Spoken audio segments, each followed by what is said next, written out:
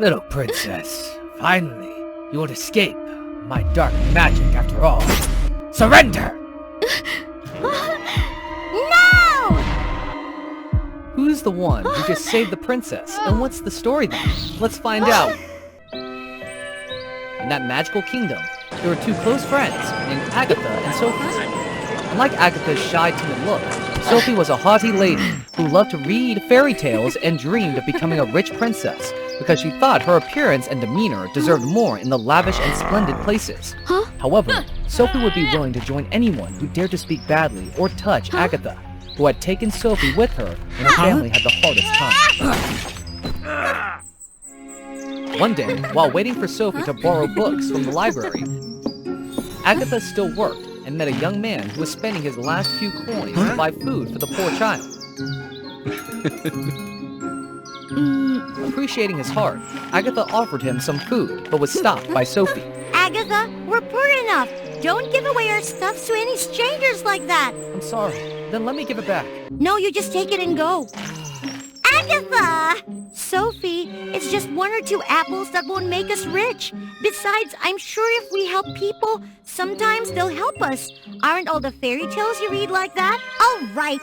Consider it a blessing. Speaking of stories, today I found this fairy tale book of ancient magic. It says that if we go to the wishing tree in this village on the night of the meteor shower, all wishes will be fulfilled, and there will be a 100-year meteor shower this weekend. So let's go there and fulfill our dream of being rich. Even though Agatha didn't believe in fairy tales because of her best friend, she nodded in agreement. On that night, no matter what they prayed for, such as gold and silver treasures, large houses, etc., it all didn't come true.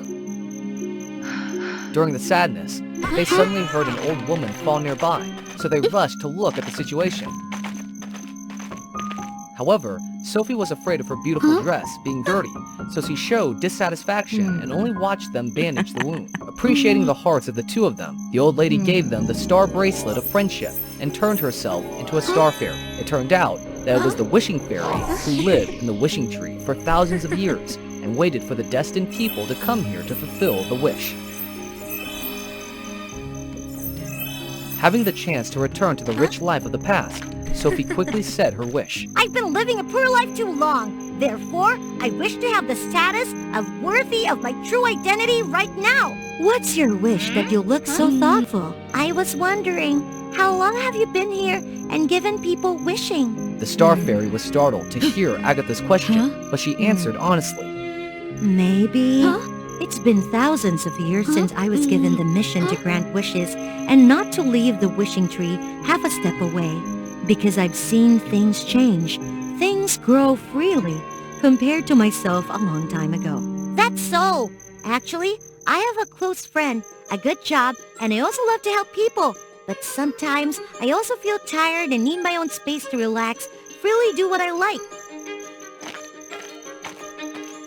So I wish you would be free to do what you want after all that hard work. The fairy was amazed by Agatha's wish, but she still smiled and fulfilled the wish. When Agatha awoke, she became a princess who lived in a splendid castle. But Sophie was trapped in a witch's house with dark aura all around her. What's going on? Why am I in this weird place? Don't you wish you had the status you deserve? Therefore, being the bride of the darkest witch is for me the best option for you. That can't be. If it's my wish, I'd be the lady or the princess and can't be the bride of darkest witch. Why not? Agatha has a vague appearance, but she has a kind character. But you have a rocky and ambitious character. Very suitable as my wonderful bride.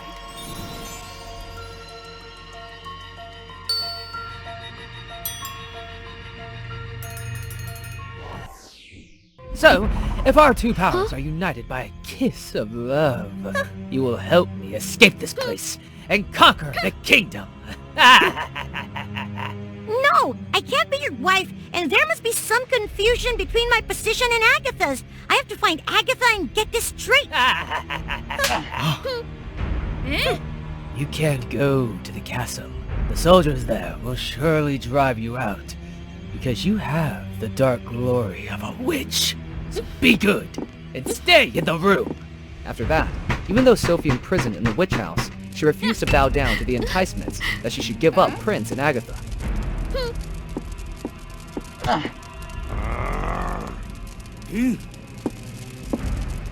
Sophie even tried to sneak out at late night.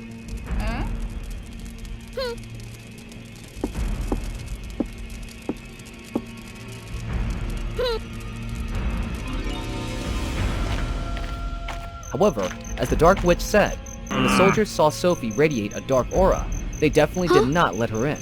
At this moment, Agatha was also lounging in the palace because she did not know why she was here and became a princess. Suddenly, she heard Sophie's voice, so she was glad to run out and accidentally stumbled. Fortunately, Prince Tedros just returned from the neighboring country to hold her in front of the astonishment of Agatha and Sophie.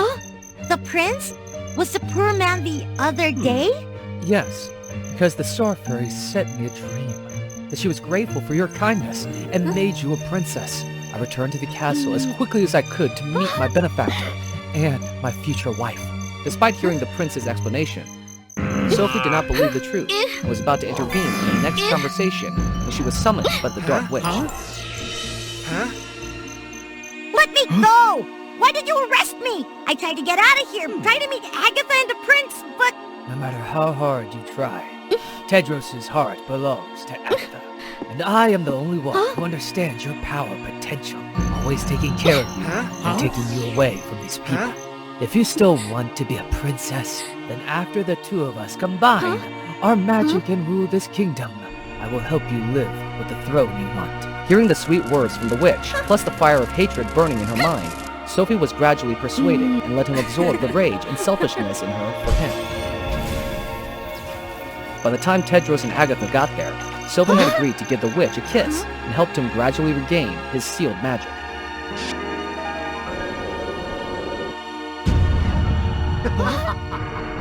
It turned out that because of being worried about Sophie, Agatha begged Tedros to rescue her friend, but when they got here, it was too late. Even if Tedros panicked and attacked the witch, he immediately knocked him down, then fired magic to destroy the entire kingdom. Although Agatha felt very frightened by the scene in front of her, she saw Sophie was gradually being completely controlled, so she tried to risk storming into battle with the Dark Witch. Sophie is now completely manipulated by me and has become evil. It is not long before you can touch or awaken her mind. No! What Sophie wanted was to be a good, rich princess who helps people like in fairy tales.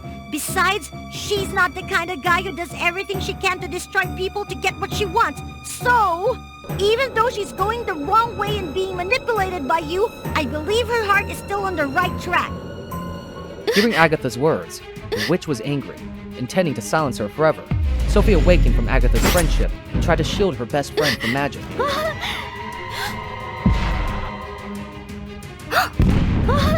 Because his magic flick was too strong for the common people, Sophie was slowly dissipating. No, I can't be sealed again. Certainly, I will punish you all! But as he rushed towards Sophie and Agatha, a bright light emanated from their friendship bracelet and struck him. Tedros also took the opportunity to destroy the witch, causing her to be completely dissolved. Fortunately, it couldn't help Sophie to recover from her wounds and recover as she had originally done. I'm sorry, Agatha. I thought you loved me and wanted to rule the kingdom with me, but it was all a lie. What he really wants is just to destroy everyone, so I can't let him hurt you. But thanks to you, I understand that the real princess doesn't have to be a splendid appearance, but they need pure heart, willing to ignore mistakes and help everyone. I am willing to sacrifice myself to make up for the mistakes I made to you and to everyone else. Besides, I've just seen a stronger Agatha, so I hope you can keep this up without me around. I see. I'm glad to have a friend like you around. Then Sophie vanished under the stars before Agatha's morning. Over the years, Agatha always tried to fulfill Sophie's wishes with Tedros, and gradually, the two also began to get to know each other and decided to marry. That day, while everyone was joyfully celebrating the big day, Sophie suddenly appeared from the starry sky and embraced Agatha.